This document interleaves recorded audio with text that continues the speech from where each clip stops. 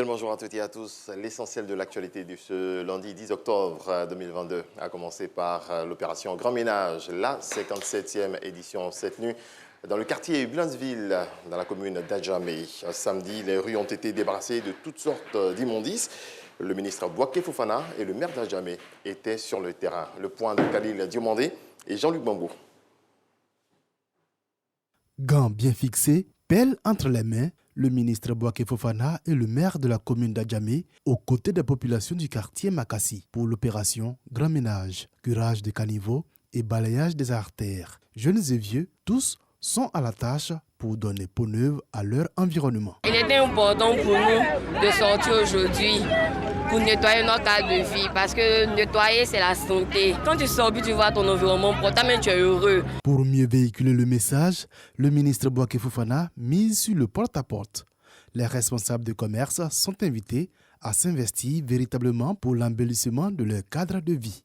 Après le quartier Makassi, cap sur la compagnie républicaine de sécurité CRS d'Adjamé-Williamsville. Ici, des équipements essentiellement composés de gants, de brouettes, de pelles et de sacs poubelles sont offerts à l'association des femmes de la cité. Des dons qui les appellent à lutter davantage contre l'insalubrité. Nous allons faire bon usage de cela, nettoyer notre cité et aux environnants, et surtout la commune d'Adjamé. La propriété, c'est d'abord la santé. Donc nous exhortons la population à vraiment adhérer à cette opération de grand ménage. Un code de l'hygiène et de la salubrité sera bientôt adopté selon le ministre Bouaké Fofana. Cette mesure en vue de sanctionner tout acte de nature à polluer l'environnement. Ce code-là comporte des sanctions pécuniaires, donc des amendes, mais aussi des sanctions privatives de liberté. Des gens pourront aller en prison parce qu'ils n'auront pas respecté le code de la salubrité. L'opération Grand Ménage est maintenant une tradition pour le ministère de l'Assainissement. Elle se tient tous les premiers samedis de chaque mois. Le mobile reste le même, s'engager pour une Côte d'Ivoire propre et saine. Le ministère de l'Enseignement technique, de la formation professionnelle et de l'apprentissage a publié récemment les résultats des concours d'entrée dans les établissements. Le vœu de certains candidats admis d'intégrer des établissements de leur choix n'a pas été respecté. Ce vendredi, des responsables du ministère ont donné des explications. Issa Tchonaïo. Sur 21 364 candidats au concours d'entrée dans les établissements publics du ministère de l'Enseignement technique, de la formation professionnelle et de l'apprentissage, 18 996 candidats ont été déclarés admis. Parmi eux, beaucoup n'ont malheureusement pas eu la chance d'aller dans leur établissement de prédilection. Au cours d'une conférence de presse, le ministère explique les raisons. Vous convenez avec nous qu'il est mieux pour un candidat d'être retenu en mécanique automobile à Bondoukou que d'être dehors parce qu'il n'a pas été retenu en maintenance véhicule et engin à Jacquesville. À défaut du choix exact du candidat, nous avons affecté dans certaines filières très voisines. Cette année, le taux de réussite au concours d'entrée dans les établissements techniques et professionnels est plus de 97%. Un taux fortement apprécié par les responsables du ministère.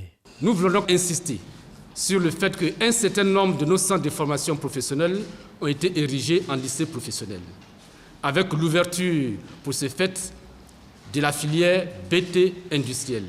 Pour l'année de formation 2022-2023, il faut donc noter qu'au total, 60 980 apprenants sont entendus en première année de formation dans notre disposition. L'une des priorités du ministère à charge de l'enseignement technique et de la formation professionnelle est de faire en sorte que beaucoup de jeunes aient un métier. Des places sont encore disponibles dans les différents établissements. Au total, c'est 737 places qui restent encore à pourvoir dans ces 7 établissements.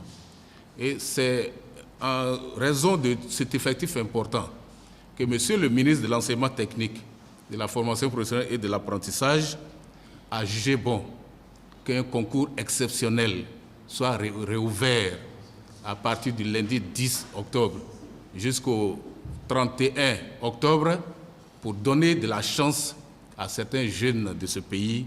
C'est le lieu de rappeler que des admis de cette année au concours d'entrée dans les établissements techniques et de la formation professionnelle ont jusqu'au 15 octobre 2022 pour s'inscrire. Dans le reste de l'actualité, les essais de missiles balistiques nord-coréens à répétition depuis des semaines seraient une simulation de frappe nucléaire tactique selon Pyongyang. Ces tirs de missiles et les exercices d'aviation ont été supervisés par Kim Jong-un en personne, comme l'ont révélé des photos de l'agence officielle nord-coréenne qui précise qu'il s'agit d'une réponse aux manœuvres militaires des États-Unis et de leurs alliés sud-coréens. Voilà, c'est tout pour ce premier point de l'actualité. Merci de nous avoir suivis.